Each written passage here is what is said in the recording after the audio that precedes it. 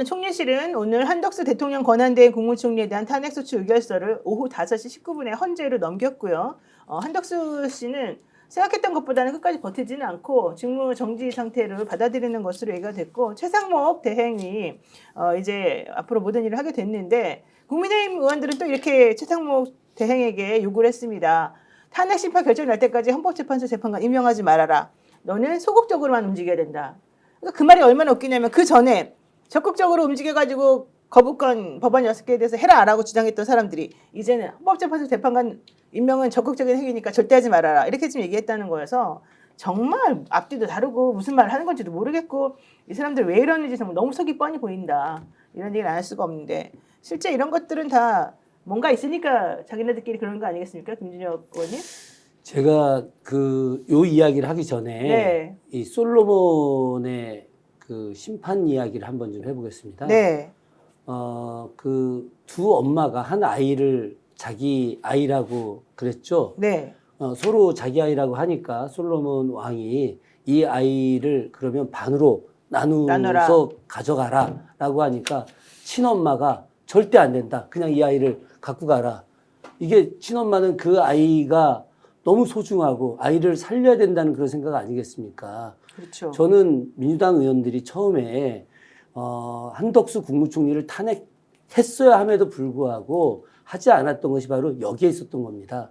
나라를 살리기 위해서, 그래서 진짜 나라를 살릴 생각이 가득했기 때문에 네. 그래서 이 한덕수라는 사람을 살렸던 것이었는데, 이 한덕수가 그 우리들의 진정성을 배신하고 철저하게 국민의힘을 따르고 그리고 윤석열의 복귀를 주도한 거죠. 본인이 내란 동조 참여자였기 때문에. 네. 그런데 이 국민의힘이 지금은 이제 한덕수를 뛰어넘어서 최상목 이제 대통령 권한대행 기획부총리 한테까지도 자신들의 요구를 계속 관철시키려고 하는데, 네. 저는 절대 먹혀 들어갈 상황이 아니다. 왜 그러냐면 오늘 검찰에서 김용현 전 국방부 장관에 대한 구속기소 영장 청구 내용 안에서 너무나 백일화에 윤석열의 내란이 증명이 됐기 때문에 더 이상 국민의힘도 못 움직일 뿐만이 아니라 최상목도 이제 국민의 여론을 배신한 행위를 할 수 없다, 네. 생각합니다. 오늘 최상목 네. 권한대행이 했던 기자회견에서 네, 네. 했던 얘기 몇 마디만 짚을게요. 첫 번째, 한덕수 체제가 상당히 안정적으로 잘 운영되고 있다고 했는데 국민이 다 아는 거짓말이었습니다. 처음에 한동훈하고 같이 국정 운영하겠다고 그랬어요. 네. 그 다음에 우리 한국 경제 지금 가장 고질적인 문제가 불안정성인데 한덕수로 인해서 커졌어요. 네. 결정적으로 목리 부리면서 원달러 환율은 걷잡을 수 없이 올라가고 있습니다. 지금 정말 통곡하는 사람들이 많아요. 걱정하는 사람들 많고 고통받는 사람들 많아요. 그 다음에 권한대행이라는 역할은 네. 매우 제한적이라고 최상목이 얘기했어요. 근데 그 제한적인 일, 최소한이 뭐냐 하면 국민들이 이야기하는 게 헌법재판관 3명을 하루빨리 임명해서 헌법적 공백을 메우라는 거예요. 그렇죠. 이제 국가가 정상화될 수 있는 일을 해달라는 거예요. 내란특검법, 김건희특검법 하루빨리 공표하라는 거예요. 그러니까 권한대행이 새로운 일을 벌이라는 게 아니라 국회에서 넘어온 일, 국민들이 지금 요구하는 일만 받아서 하면 전 최상목 씨는 역사적으로도 평가받을 수 있을 거라고 생각해요. 네, 맞습니다. 저도 우리 김준혁 의원과 비슷한 생각을 갖는데요. 오늘 검찰이 네. 드디어 윤석열 씨에 대한 손절을 시작했다. 저는 드디어. 그런 평가를 내리고 싶고요. 김용현 공소장에 나온 내용들이 이게 보통 심각한 게 아니거든요. 그럼요. 그러니까 사살 네. 얘기가 나오고 문을 부수고 얘기가 나올 얘기는 다 나왔다. 이제 더 이상 네. 너무 명확해졌기 때문에 한덕수가 또 다른 이제 내란 잔당 세력들과 힘을 합쳐서 내란 세력 복귀를 꿈꾸기에 힘들어졌다. 저는 그렇게 봐지고요. 네. 최상무 경제부총리의 양심을 우리가 믿어야 되겠지만 하도 많이 쏘가봤기 때문에 맞아요. 아직도 광장의 힘이 필요하다, 이런 생각을 갖고 있고요. 어쨌든 저희들은 거침없이 민주당에 나갈 것이고, 내란 동조자, 내란 선전자 이런 분들에 대해서도 과감하게 내란 혐의로 고발하는 등 강력하게 나갈 때다. 네, 맞습니다. 그래야만 이 최상목 경제부총리도 양심은 믿지만 지금까지 관료로서의 명예를 세우기 위해서라도 따를 것이라고 보지만 그럼에도 불구하고 만에 하나 대비하기 위해서 좀 더 거침없이 좀 더 과감하게 나갈 때다 이런 생각을 갖고 있습니다. 네, 지금 우리 스픽스 역전용사들 28,000명이 넘는 분들이 네? 지금 보고 계십니다. 네, 지금 그렇게 보고 계십니다. 관심이 여러분들, 많은 거죠. 예, 엄청나게 지금 많이 보고 계세요. 두 분 3만 명 의원, 가까이. 네, 3만 명 가까이인데요. 김준혁 의원이 오시니까 지금 두 분이 오시니까 이렇게 네. 지금 하고 아, 있는데. 문대림 의원님. 우리 김준혁 자, 검찰이 오늘 김용현 전 국방부 장관 기소를 했는데 그 공소장 속에서 윤석열이가 의원 다 체포해 총을 쏴서라도 들어가 이렇게 말했다는 내용을 아주 구체적으로 적시를 해가지고 이제 더 이상 윤석열 씨는 내란죄에 대해서는 어떻게 빼도 박도 못하는 상황이 그렇죠. 돼버렸습니다. 그 10페이지짜리 보도자료를 했는데 네, 공소장은 맞아요. 아니고 네. 여기에 보면 윤석열의 워딩이 나와요. 그대로 따옴표로. 나오죠, 그대로. 네, 네. 이 말 몇 가지만 소개해드리면 예, 예. 윤석열이 어떤 작자인지 알 수 있습니다. 경찰청장 조지호에게 여러 차례 전화해요. 조 청장 국회 들어가려는 국회의원들 다 체포해. 잡아들여. 불법이야. 국회의원들 다 포고령 위반이야. 체포해. 그 다음에 이진우. 이 친구는 수방사령관이죠. 아직도 못 들어갔어? 국회 본회의장으로 가서 4명이 1명씩 들쳐업고 나오라고 그래. 그때 말한 게 아직도 그거네. 못 갔냐? 뭐 하고 있냐? 문 부수고 들어가서 끌어내. 이 다음에 중요해요. 네. 총을 쏴서라도 문을 부수고 들어가서 끌어내. 아이씨. 그 다음에 계엄 해제했더라도 네. 이 다음에 3시간 넘게 안 움직이잖아요, 윤석열이. 계엄 해제하더라도 내가 2번, 3번 계엄령 선포하면 되는 거니까 계속 진행해. 그러니까 이게 악질 범죄자예요. 한두 맞아요. 가지만 더 하겠습니다. 예. 아직 국회의사당 안에 있는 의결 정적수가 안 채워진 것 같으니 빨리 국회 안으로 들어와서 의사당 안에 있는 사람들 데리고 나와. 문짝을 도끼로 부수고서라도 안으로 들어와서 다 끄집어내. 와. 마지막. 건물 유리창을 깨고서라도 국회 본관 안으로 진입해.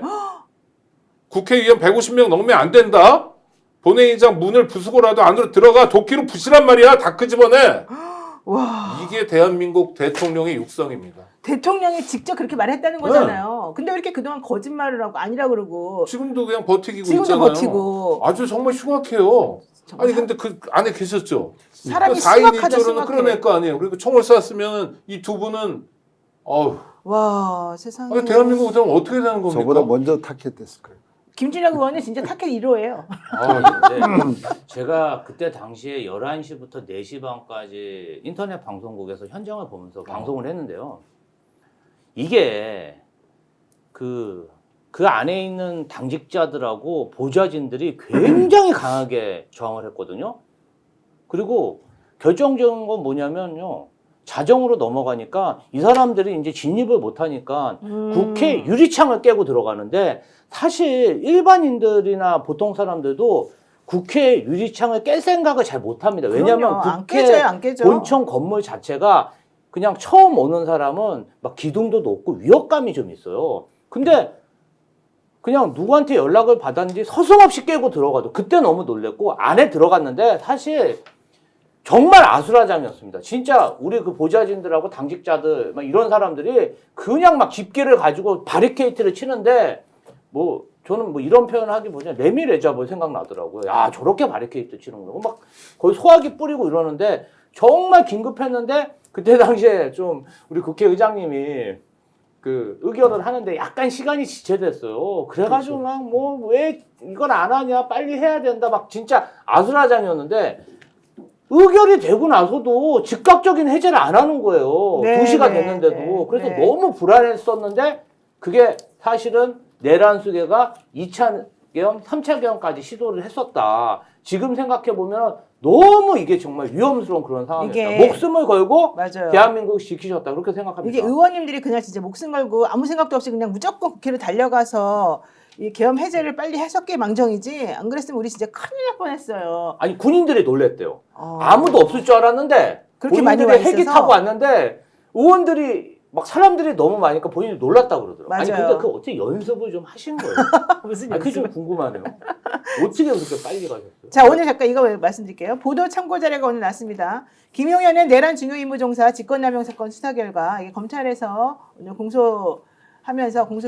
기소하면서 오늘 보도 자료 내놓은 건데요. 12.3 비상계엄 특별수사본부는 피고인 김용현에 대하여 내란 중요임무 종사 및 직권남용 권리행사 방해 혐의로 오늘 구속 기소했다. 피고인은 김영현이고 그리고 박한수, 여인형, 곽종근 주요 공범들 얘기입니다. 윤석열, 조지호, 김봉식, 문상호, 노상원이다. 그리고 이진우, 김용근까지 있다. 근데 본인들이 이제 수사할 수 있는 범위는 김용현이었기 때문에 신병 확보한 김용현에 대해서 먼저 한다. 국방부 장관에 대해서 전 국방부 장관이다. 이 사람은 2024년 12월 11일 날 구속하였고 2024년 10월 27일 날 특수본에서 기소하였다. 나머지에 대해서는 지금 각각 수사 중이다. 이런 얘기를 지금 하면서 특히 국회 봉쇄와 의결을 방해했다. 경찰의 국회 봉쇄 및 비상계엄 해제 의결을 방해하려는 시도를 했고 수방사 병력의 국회 진입 및 비상계엄 해제 의결을 방해하려고 했다. 특전사 병력의 국회 진입 및 비상계엄 해제 의결을 방해하려고 했다. 주요 인사 체포조를 편성하고 운영했다. 여기에는 경찰도 협조한 것으로 안다. 그리고 주요 인사 체포 지시가 있었었다. 주요 인사 10여 명에 대한 체포, 구금을 지시하고 대통령은 홍 장관에게 이번 기회에 싹 다 잡아들여라. 싹 다 정리해라. 국정원에도 대공사건 줄 테니까 방첩사를 도와 지원해라. 자금이면 자금, 인력이면 인력 무조건 도와라. 이렇게 말했다는 거고 이재명 그리고 우원식, 김어준 이런 사람들의 이름을 구체적으로 거론하면서 이 사람들에 대해서는 꼭 무조건 체포해라라고 얘기를 했다는 겁니다. 와 진짜 한동훈, 네? 조국 우리는 물론 그 멍대는 안 들어가 있지만 뭐 1차, 2차가 있죠. 근데 이게 저 내란죄에 대한 수사권이 없는 검찰이 했기 때문에 네. 유감스럽긴 하지만 그래도 지금까지 수사 결과로 당일날 동원된 군 경찰 병력 경력이 4,749명이라는 게 나왔어요. 5,000명이 그 야밤에 네. 윤석열 개인의 욕심, 야욕을 채우기 위해서 동원됐던 겁니다. 그리고 3월부터 이미 언론 보도도 일부 나왔죠. 네. 비상조치를 해서라도 이 국회의 폐악질을 중단시켜야 된다. 근데 3월부터 이미 국민들은 물론 총선이라는 메가 이벤트가 있었지만 어떻게든 윤석열 정권을 심판해야 된다고 했는데 윤석열은 거꾸로 생각하고 있는 거죠. 그렇죠. 국민을 심판하겠다는 거잖아요. 이거는요. 맞습니다. 이 공소장에 나온 것 중에 제일 중요한 게 이겁니다. 대통령은 피고인 등과 오래전부터 계엄에 관해 논의해온 것으로 확인이 되었다. 적어도 2024년 3월부터 비상계엄을 염두에 두고 여러 차례 논의한 사실이 밝혀졌는데 2024년 11월경부터는 실질적인 준비가 진행되고 있었다. 이러면서 아주 구체적으로 2024년 3월, 5월, 2024년 8월, 10월, 11월 이 2024년 12월 2일까지 있었던 모든 등을 쭈루룩 시간별로 다 적어놨어요. 네, 그리고 이게 이런 행동이 폭동이라는 것도 입증하고 있습니다. 네, 국헌문란이라는 걸 확인하고 있고요. 여러분들 이거 원하시면 자료 내가 다 뿌려드릴 테니까 한번 다 받아보세요. 이거 보면요, 다들 기절해요. 너무너무 끔찍한데요. 오늘 리차드 팡님께서 이렇게 말씀하십니다. 존경하는 야당 의원님들, 청문회 때마다 증인들이 대답을 합의하다가 인정할 수 없는 상황이 되면 그렇게 볼 여지도 있다거나 검토 중이다라며 모호하게 넘어가는 경우가 많습니다. 이럴 때 그렇게 보지 않을 여지는 무엇인가요? 검토 중인 사안은 무엇인가요? 이런 식으로 2차 질문으로 정확히 짚어주시기 바랍니다. 증인들이 흐지부지 답변을 위기를 넘기지 못하도록 철저히 추궁해 주세요. 이런 얘기도 하셨고요. 제라님 꽃님도 최상목 이번에 됐으니 상설 특검도 빨리빨리 오케이 하도록 하고 이것저것 일 잘하도록 압력을 좀 행사해 주세요. 이런 얘기도 했는데요. 이제 검찰에서 김영현을 구속 기소하면서 저는 실체가 드러났다고 봅니다. 저들이 아무리 빼박으로 한다 하더라도 더 이상 어쩔 수 없다고 보고요. 특히 오늘 헌재에서 결론 준비길이 열려지지 않았습니까? 판사님들 정영식 재판장이 생각보다 이 진행을 잘 하면서 너네들이 그날 하려고 했던 것의 팩트가 아닌 것을 구분하되 일단 팩트는 한번 정리해놓고 보자. 얘들이 계엄 선포한 거 맞지?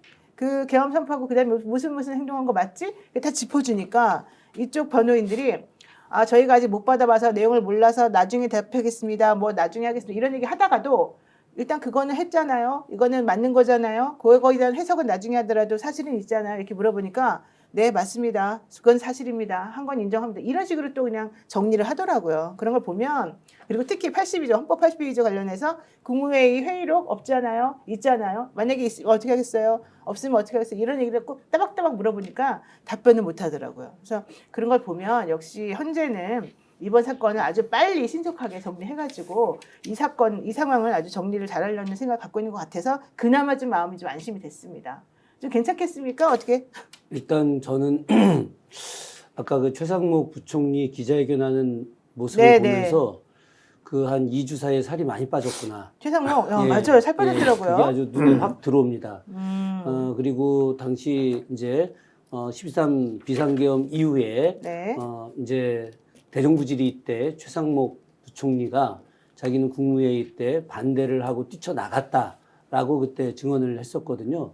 저는 이 대목을 좀 다시 한번 상기하고 싶습니다. 어쨌든 최상목이라는 사람이 사실 그 윤석열 정부에서 굉장히 중요한 역할을 하고 있고 윤석열 대통령이 상당한 총애를 받았을 사람이었고 윤석열이라고 하는 사람이 일찍부터 계엄 준비를 했는데 아마 사석에서 술 마시면서 야 내가 계엄할 거야 이런 이야기를 아마 전 많이 했을 거라고 봅니다.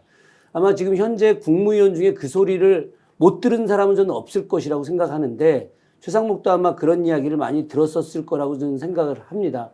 그럼에도 불구하고 최상목이 계엄에 대해서 반대하고 나왔기 때문에 저는 최상목이 오류를 범하지는 않을 거라는 생각은 같습니다. 한덕수 같지는 않을 것이다. 그렇죠. 그렇죠. 예. 네. 네, 우리 의원님. 네, 저는 최상목 부총리가 경제부총리 아닙니까? 네. 요즘 가장 이제 그 우리가 초고 환율 시대 1,500원대만 가도 이 나라가 이제 그 몰락할 것이다라고 하는데 1,600원대의 시나리오를 써야 되는 이런 상황이 온 것에 대해서 말도 안 돼. 그 원인이 윤석열의 불법 계엄 아닙니까? 네. 그래서 잘 알고 있기 때문에 더 이상 이제 정정 혼란은 우리나라의 예측 불안전성은 우리나라 경제를 망쳐놓을 것이다. 이것을 막기 위한 경제 관료로서의 최소한의 도리만 한다고 하더라도 네. 빠른 시일 내에 헌법재판관을 임명할 것이고 빠른 시일 내에 내란 특검법, 김건희 특검법 공포할 것이고 네. 그리고 상설 특검 임명할 것이라는 그런 기대를 갖습니다. 네. 이게 기대고요. 기대고요. 네. 그것을 이제 강제하기 위한 여러 가지 네. 방법들도 저희들이 이제 당 차원에서든 그리고 아까 광장의 힘을 얘기했는데 끊임없이 우리가 목적하는 바에 이룰 때까지 나가야 네. 된다 이렇게 제가 생각합니다. 하나만 더 말씀드리면은 2025년 환율과 관련해서 기획재정부가 정한 환율 금액이 있습니다. 그래요? 1,380원입니다. 아. 예, 1,380원을 절대 넘지 않겠다라고 하는 게 기재부의 방침이거든요. 근데 지금 벌써 오늘 거의 1,100원대까지 네, 갔다가 1,480 1,480원까지 내려갔다가 네. 조금 더 떨어졌는데 만약에 최상목이라는 사람이 진짜 경제 관료다. 그리고 나라를 생각한다면은 지금 딴 거 생각하지 않고 한덕수의 전철 밟지 않고 1,480원대로 맞추기 위한 노력을 해야 합니다. 네. 그렇게 하지 않으면은 최상목도 대대손손 욕을 먹는 집안으로 남을 수 있습니다. 스픽스가 말하는 언론입니다. 대세는 유튜브, 그중에서 스픽스. 좋아요, 댓글, 구독, 알림 설정. 여러분이 저희를 사랑해 주시고 우리가 여러분을 사랑하는 4가지 방법입니다.